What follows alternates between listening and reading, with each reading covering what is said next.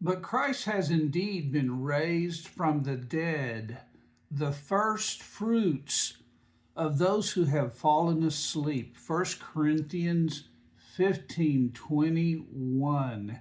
Here Paul emphatically it asserts the truth of the resurrection of Jesus. Christ has indeed been raised from the dead. And then he throws this in, the first fruits. First fruits. What is that? First fruits of those who have fallen asleep. When Leviticus chapter 23, God commanded the people of Israel to celebrate the feast of first fruits on the morning after the Sabbath of the Passover week. Now, think about that. The feast of the first fruits was to acknowledge that everything comes from God, and the priest was to wave a sheaf of the first grain that was harvested.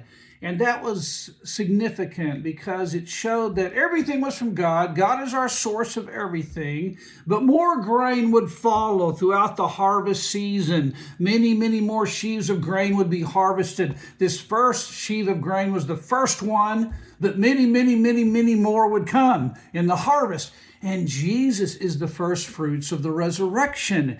Now, he's the first fruits in the sense he's the first one to be resurrected and to never die again. He resurrected, he rose from the grave, never to die again, unlike some of the other people in the Bible who were raised from the dead, like Lazarus in John chapter 11. But as far as we know, Lazarus died again. Jesus didn't. So he was the first fruits. But the symbolism of that is after Jesus, many, many, many more would come. Thousands, millions, us who are born again, us who are the redeemed. Now, going back to Leviticus chapter 23, there's something very significant there. And quite honestly, I confess to you that I didn't see this in the 50 years that I've been studying the Bible. I didn't see it until just recently. So in Leviticus 23, verse 11, God commanded the priest to wave a sheaf of the first grain harvested. And God specified the day. God specified the day that he was to wave this sheaf of the first grain harvested.